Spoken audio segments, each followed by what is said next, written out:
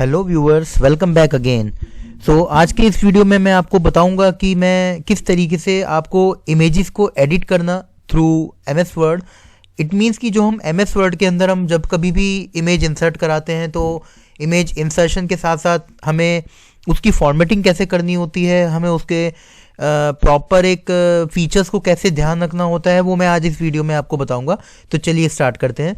तो मैं जैसा कि मैंने अभी तक आपने जितने भी प्रीवियस वीडियो में आपको होम मेन्यू और इंसर्ट मेन्यू के बारे में जो बताया था, आज मैं उसको आगे कंटिन्यू करते हुए मैं आपको इंसर्ट मेन्यू का ही एक छोटा सा पार्ट है हमारा, वो है पिक्चर्स।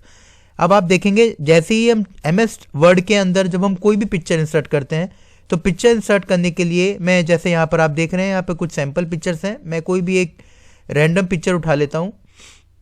एक फ्लावर्स की मैंने पिक्चर ली है। अब यहाँ पर आप इसको पहले तो आप छोटा सा इसको इमेज को रिसाइज कर लें, क्योंकि जितना इमेज आपकी स्क्रीन पर रहेगी आपको उसके जो इफ़ेक्ट्स हैं वो आपको पता लगेंगे। तो ये जैसे कि हमारे पास एक फ्लावर इमेज है, तो यहाँ पे कुछ फीचर्स आ रहे हैं। जैसे ही मैंने इमेज इंसर्ट करी तो यहाँ पर एक ऑप्शन आया है ब्राइटनेस।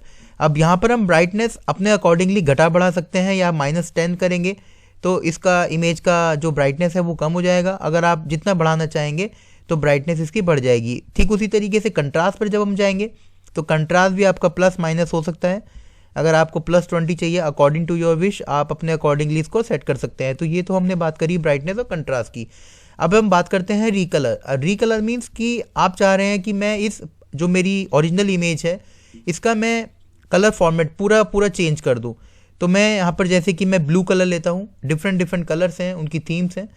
जैसे आप देखेंगे यहाँ पर एक एसेंट कलर है, इसका नाम है एसेंट कलर। रीकलर के अंदर जाएंगे एसेंट कलर, तो ये दिखा रहा है कि एसेंट कलर 5 डार्क। अब ये मेरा जो कलर है ये है एसेंट कलर 4 डार्क। तो ये अलग अलग कलर कॉम्बिनेशन है, इसके अकॉर्डिंगली आप जो भी रीकलर करना चाहेंगे इमेज को वो पूरी तरह रीकलर हो जाएगी। बहुत सारे ऑप्शंस हैं, आप ट्रांसपेरेंट कलर ले सकते हैं, आप मोर वेरिएशंस इसमें ला सकते हैं। जैसा भी आपको कलर कॉम्बिनेशन सेट करना है उसके अकॉर्डिंगली आपका सेट हो जाएगा। आप इसके अकॉर्डिंगली एडजस्ट भी कर सकते हैं कलर को। तो ये तो हमने बात करी है कलर कॉम्बिनेशन की, ब्राइटनेस, कंट्रास्ट एंड रीकलर। अब एक छोटा सा पार्ट ये है कि जब कभी भी हम यहाँ पर कोई भी अगर हम मैंने आपको कहा कि यहाँ पर मैंने इसको -30 कर दिया है कंट्रास्ट। अब मैं चाह रहा हूँ कि ये दोबारा से मेरा एक्चुअल जो इसका ओरिजिनल फीचर्स हैं इमेज के उसमें आ जाए, तो ये मेरी इमेज रीसेट भी हो जाएगी। तो इस तरीके से मैं अपनी इमेज के साथ बहुत सारे फीचर्स, कलर हों चाहे वो आपके ब्राइटनेस कंट्रास्ट हो, वो मैं अकॉर्डिंगली इसको सेट कर सकता हूँ। तो ये तो हमने बात करी कलर कॉम्बिनेशन की। अब यहाँ पर मैं आपको एक छोटा सा पार्ट एक और बताऊँगा।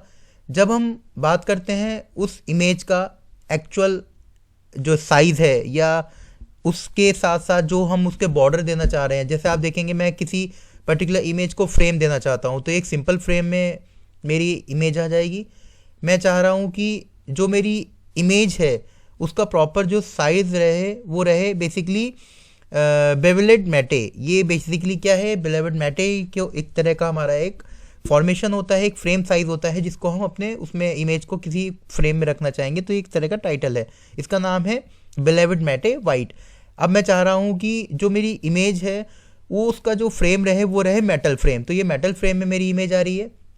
इसके बाद मैं चाह रहा हूँ कि मुझे इमेज को और डिफरेंट बॉर्डर्स यानी कि as a drop shadow rectangle में लाना है। तो आप देखेंगे इस इमेज के पीछे ड्रॉप शेडो आ रही है। अब मैं चाह रहा हूँ कि मैं और ज़्यादा इसमें इफेक्ट्स लाना चाहता हूँ। मैं चाहता हूँ राउंडेड रेक्टेंगल की फॉर्म में लाना, तो मेरी इमेज जो है वो रिफ्लेक्ट होगी एज अ राउंडेड रेक्टेंगल। तो ये मैंने बात करी यहाँ पर डिफरेंट फ्रेम्स की। उसके बाद आप इसमें और भी इफेक्ट्स ला सकते हैं, पिक्चर शेप आप कर सकते हैं डिफरेंट। आप चाह रहे हैं आपको आपकी जो इमेज है उसका जो साइज़ वो इस तरीके से रहे।